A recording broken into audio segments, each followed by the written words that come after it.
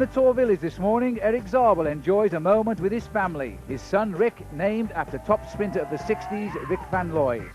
Yesterday, Zabel was inspired by his 25th birthday and showed the sprinters the way home in Charleroi. In fact, he went so quick, the pack containing race leader Ivan Gotti was given a slower time. Gotti lost his single-second lead as the yellow jersey passed to his teammate Bjorn Ries of Denmark. Ries, in red here, finished at the back of the second group, but it was enough to steal the lead by 2 seconds. Gotti is now in second position and Jalabert has moved up to third. Of the favourites, Berzin is 7th and Indurain is 10th. The British riders Max Chiandri and Sean Yates are 27th and 142nd. And the riders rolling away from Charleroi this morning to a great cheer from the Belgians here, and it looks like they're going to face up to a hot sunny day on the road to Liège through the Belgian Ardennes. And the route today is well known by the riders because it goes through many of the little hills used by the Liège-Bastogne-Liège Classic, and there are 10 climbs today, including 4 of third category. Overall, the race is 203 kilometres. Last day too, for the time bonuses on the special sprints along the way. The rider in yellow today, Bjorn Ries, who accepted the yellow jersey almost apologetically from his teammate Ivan Gotti last night. And the first sprint, which came after 40 kilometres, Abdou Japarov gaining more points towards that leader's green jersey when he outsprinted Laurent Jalabert and Neil Stevens. Laurent Jalabert now within 4 seconds of the overall lead of this race again. Well, the race really hotting up with temperatures soaring to 30 degrees Celsius in the late part of the afternoon, and the mild easterly wind won't cool around the riders at all. And the scenery absolutely stunning down in the Belgian Ardennes, and the riders know the road very, very well because of Flèche-Wallonne and Liège-Bastogne-Liège, the April Classics. Miguel Indurain also knows these roads, and he'll be very careful today not to allow a silly move to affect his likely lead in this race when he goes into the time trial tomorrow. At the second sprint, though, there was an attack underway. It went clear after around 66 kilometres. Kasputis of the Chazal team and Martin Dembacker of TBM, they were clear at the second sprint at Stavelot, and Kasputis was the man who took the prize. Third place for the record was Thierry Laurent ahead of Eric Decker. And then on the first steep climb of the day, the Côte de la Haute-Levée, then the counter-attack started, led by the pink jersey here of Laurent Jalabert. So it wasn't perhaps surprising that Miguel Indurain's arrival in this chasing group has caused a reaction, and they've all come together again. Well, the riders have now just come out of the town of Spa, and they have brought all of the ONCE team to the front here now to try and close this race down for Laurent Jalabert. Some fine team riding here. Earlier it was Benesto, and now it is the pink jersey of ONCE. And as we watch these pictures coming from the race, they announced the retirement of Jerome Blijlevens, the rider who won that sprint a couple of days ago in Dunkirk. And also out of the race today, the little Colombian climber Nelson Rodriguez. He's also retired. You may remember he won a stage in the Alps last year. So 2 important names are out, and the leaders now are down to 3 men. Kasputis has been dropped. He's back in the field here, and the 3 riders who are left out there are Eric Decker, Thierry Laurent and Martin Den Bakker. And the ONCE boys want to give those time bonuses to Laurent Jalabert because at the moment he's just 4 seconds behind Barney Ries in the overall standings, and they've decided now's the time to go for it. And they've now swung on to the climb of the Côte de la Haute at 167 kilometres covered when they get to the top. Now they're going to have to pace the team up this climb. And look at the corner, another problem on the corner because it was a very tight bend.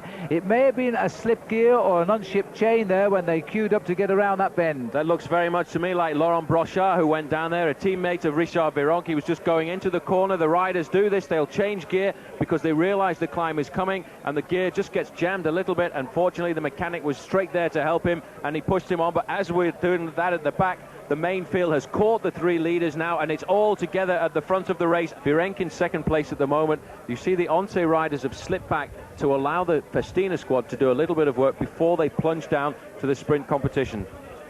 But there's an attack coming from Konishev, and he's gone very early. But Dmitry Konishev, we just said we haven't seen him. Well, we have now, because he shocked them there. Virenque wasn't ready for a move by Konishev. He came from about 8 or 9 men back, and good for the Russian rider. He's going to fight him all the way to the Alsnap, but they're coming after him now. He slipped it up a gear. Now, has he got the legs left to finish it off with a sprint win and take the maximum points here? And I think he has. as Konishev looks over his shoulder. He's blown it. He's absolutely made a mess of it, and Richard Virenque is jumping away to maximum points on the climb now. Well, hats off to Konishev, but Virenque had seen the move and marked it well. Well, he'd waited for it. Konishev made a superb move because he was actually at the back of the main field. I don't know how he got to the front. He tried to surprise him. It was a last-ditch effort, but Virenque is going to take maximum points over the top. But can Konishev hold on just to recuperate 1 or 2 points when we go over the top, or will he get picked up by the main field? So Richard Virenque, the king of the mountains last year, goes over the top of this third category climb and takes the points there. And now he starts the plunge down towards the sprint at Thieu, and then we have the climb of Mont-Thieu, which is a very, very difficult climb indeed. And this is the attack of Konishev. You see how he waited for a moment to try and surprise Richard Virenque. He flicked just inside himself and the motorbike there, and Virenque was on the far side and had to respond, but he did a great job. The Frenchman really has got guts, and he didn't give up at all. He knew that he had to get this King of the Mountains point. It's going to be an extremely fast sprint here because they drop off the climb of the Côte de la Rede, which they just went over, and they come into the town of Thieu before straight away climbing up again on the Mont Thieu. But the Oncé boys are under control at the moment. They've got a superb line at the front. They're going to keep the speed up, and slowly they will swing off one by one. A little chat going on here. In fact, this is Jalabert taking a good look at Jamaluddin Abdou-Japarov, who has moved right up now to the back wheel of Jalabert. They're both racing for the sprint points for different reasons. Jalabert wants to win for the 6 seconds time bonus, and Abdou-Japarov wants to win for the 6 points for that green jersey. This could be a sprint for the final of a stage victory at the moment. Everybody is nervous. The Oncé boys, Neil Stevens has done his job. He's swung off. He's left it to the next man, which will probably be Rojas, to do the work. 500 metres to go now. Jalabert knows that he's got to get this sprint or finish second to put himself on equal time with Barney Rice. And you see the little man in green is mixing it with them now, just waiting to see things. And Bjorn Ries is going to take part in this sprint because he doesn't want to give up his yellow jersey either. This time bonus, in fact, Ries is going to go early and try and make it. And Bjorn Ries is challenging here as they go for the line now. But Laurent Jalabert is going so tremendously quickly. So too, though, is Abdou-Japarov. Jalabert cruising it over the line from Abdou-Japarov. And in third place is the yellow jersey. So what has happened there is that the third place rider gets 2 seconds. And the winner gets 6 seconds. So we now have 2 riders equal in the race on time. So it's going to go down to the last sprint of the day. And Jalabert and Bjorn Ries are equal leaders of the Tour de France. Who will be in yellow tonight is still anyone's guess. We'll take a break. Now, we couldn't come to Belgium and not feature Eddy Merckx in the Retro. After the break, we'll have a look back at the career of and an interview with the man who's arguably the greatest rider ever to enter the Tour de France.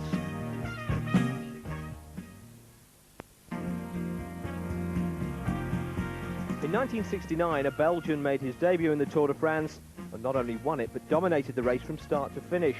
Eddy Merckx led all 3 classifications, the overall, the points and the mountain competition, the only rider in history ever to do the triple in one tour. Merckx went on to win 4 tours in a row, 5 in all, and racked up an incredible 34 stage wins along the way.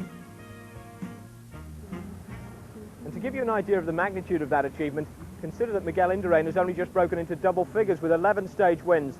Nonetheless, the Spaniard does have the chance to break Merckx's record of consecutive Tour victories this year by making it 5 in a row. And since the King of Belgian cycling only just turned 50 last month, we decided all in all it was a topical time to pay him a visit. Eddy Merckx rode his last race in 1978. But 17 years on, he could scarcely be closer to cycling. The Merckx bike factory in the Belgian village of Meise is part of the same complex of converted farm buildings he lives in, so work is just a short commute across the lawn. Looking back over 400 professional victories, including 5 Tour wins though, he has no difficulty in selecting his favourite. Oui, je pense que pour moi, certainement, c'est ma première victoire dans le Tour en 1969. C'était ma plus belle victoire. Pour beaucoup de raisons. La première, parce qu'il y avait 30 ans qu'un coureur belge n'aurait pu gagner le Tour de France.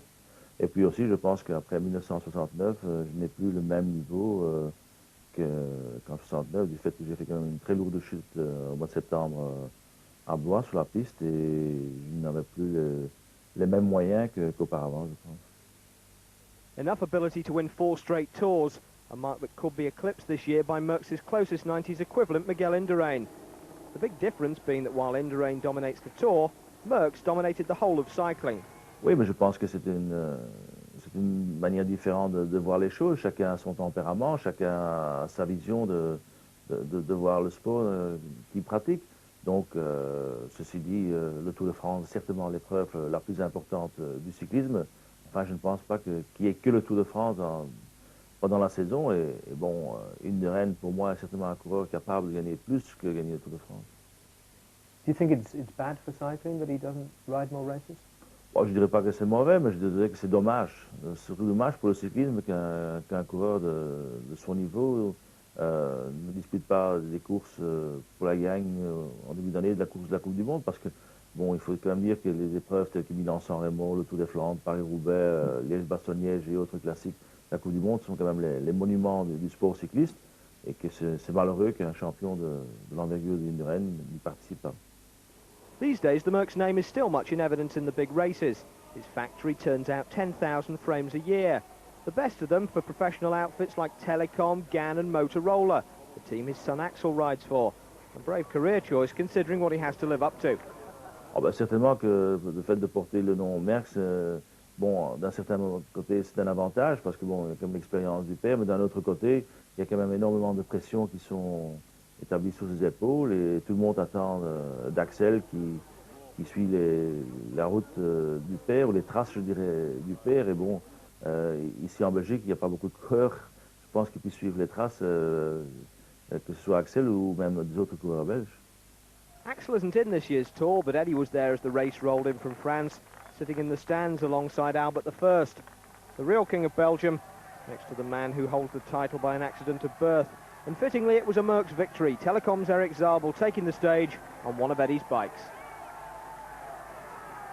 And Eddie Merckx, in fact, waiting for the arrival of the race today down here at the finishing line. And we're on the climb of Montour now, which has just come after the sprint. And immediately the climb started, there was an attack. It was led by Johan Bruneel of Once and quickly joined by the Motorola rider Lance Armstrong on the right of our picture. And this group, I think there's about 7 riders up here now, Paul. There are, and a very good group of riders it is too, and in fact the main field has closed down a little bit behind. Laurent Jalabert with that final sprint there took the lead in the race at the moment, but what could happen here is Johan Bruneel, his teammate, could actually take it away from him this evening. The break consists of Johan Bruneel, Eric Boyer, a Frenchman, on the left hand of the picture there, who's riding for an Italian team at the moment, Bruno Thibault, Bo Hamburger, Armstrong, the man that we can see at the front at the moment, Lelli from Italy, and Gonzalez Arieta from Banesto. Looks very much to me as if Miguel has decided he wants to stretch his legs. He's going to ride across to this group. The gap at the moment, the 7 riders in the lead have, is in fact 15 seconds. But this is incredible to see Indurain do something like this. Which caused the reaction from Jalabert, who didn't really want to chase, I don't think. He would be the race leader if everything stayed as a status quo down below, because we've just checked his time in the time trial, the prologue. And it goes to the man who recorded the best time in the prologue, and it was Jalabert. So he would be the leader, unless, of course, this race does crack up. And Johan Bruneel is the danger man in the breakaway, although not directly a danger to Jalabert, because they're on the same team. At least they would have yellow on the team tonight. And there is Johan Bruneel, the man who has won the fastest stage ever in the history of the Tour de France a couple of years ago, now going clear to be first over the top of Montour at 178 kilometres covered. Well, as we speak, Laurent Jalabert has jumped across that gap himself. He's joined the group with Miguel Indurain, so there are now 9 or 10 riders behind the lone leader of Johan Bruneel. What a good move by Bruneel. That will, in fact, take a little bit of pressure off Laurent Jalabert, and now it's going to be up to the other teams to chase. And you can see how they slowed down there, and Bruneel just checking whether this attack is worth going on with. I would suggest it is right now, because this will be an excellent Once ploy.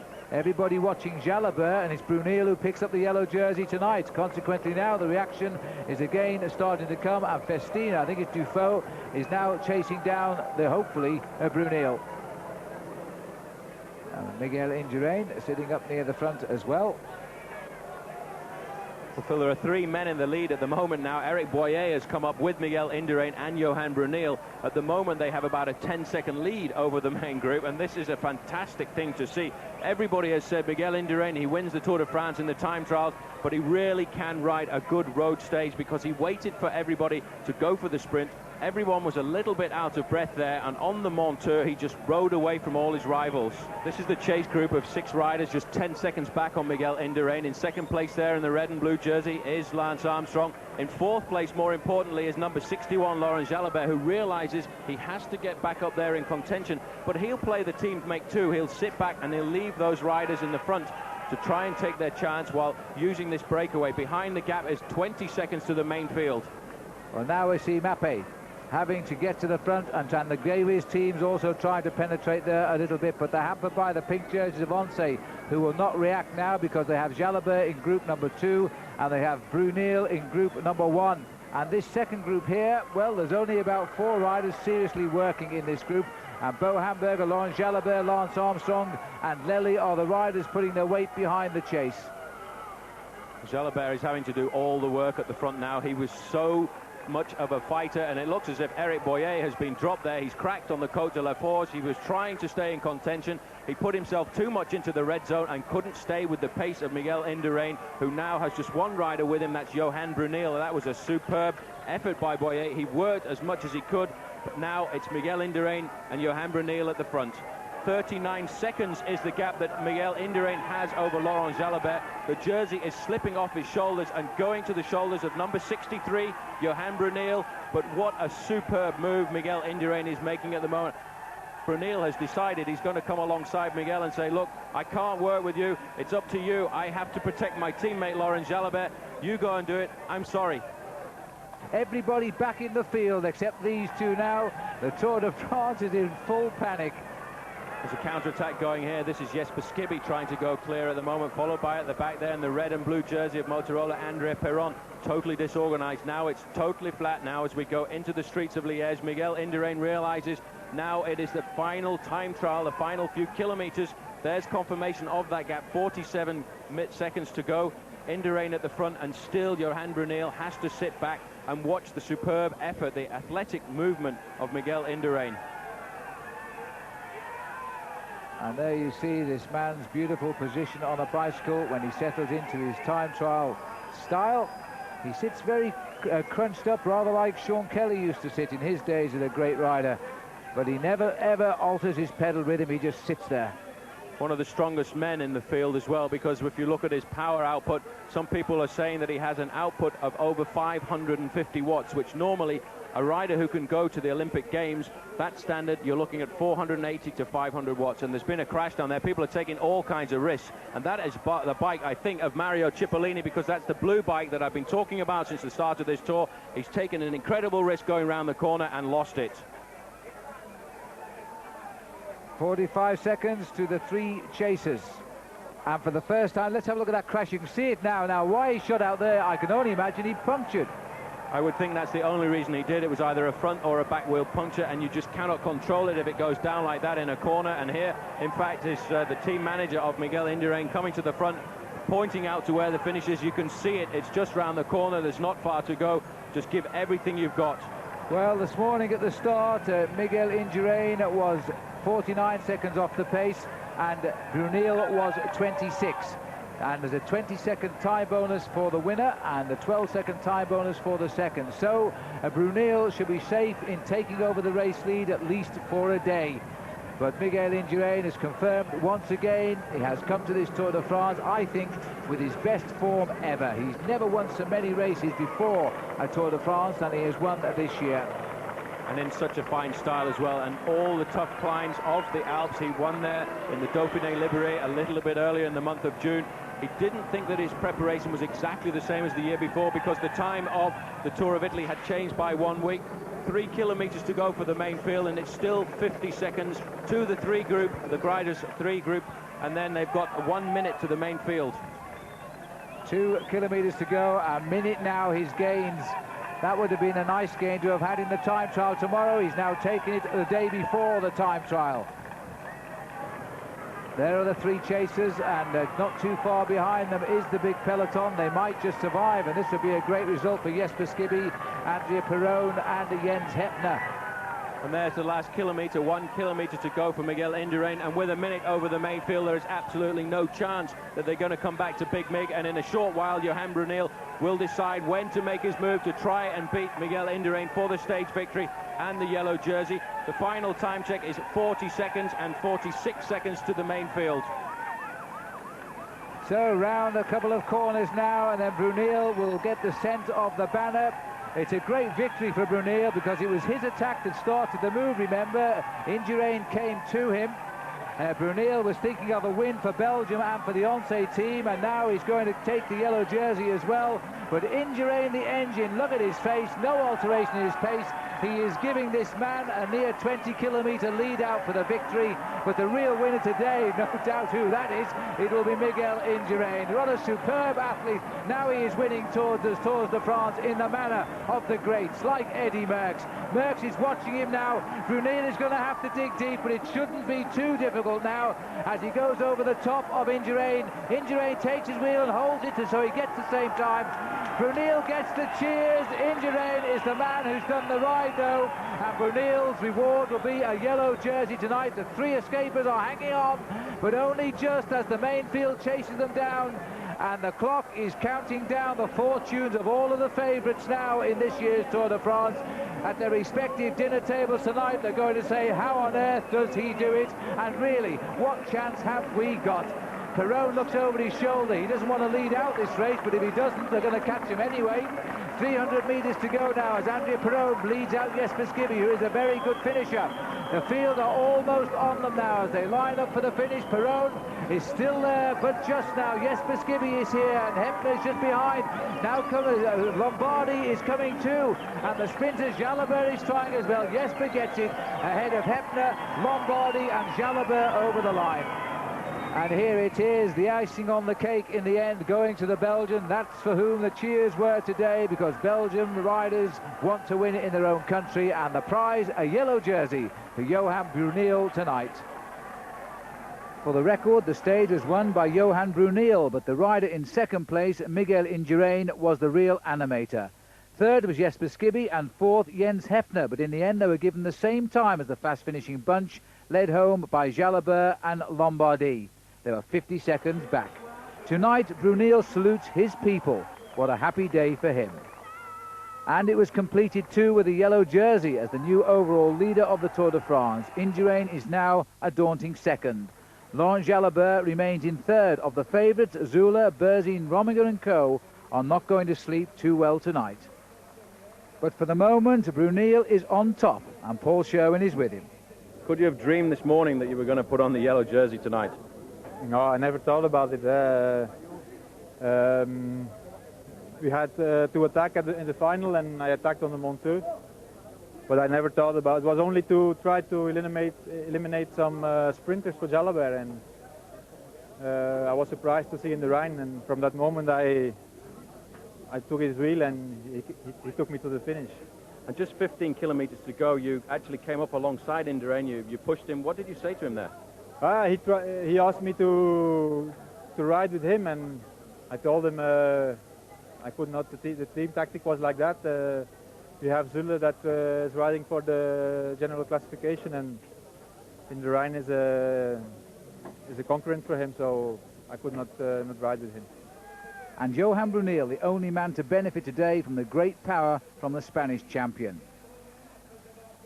The other jerseys also changed shoulders today. Laurent Jalabert is now the new leader in the green jersey points competition, and Richard Virenque, last year's King of the Mountains champion, has got the lead in that one too. There's still time to try and guess the winner of tomorrow's time trial, and you could win a complete set of leaders' jerseys and a Lime mascot as well.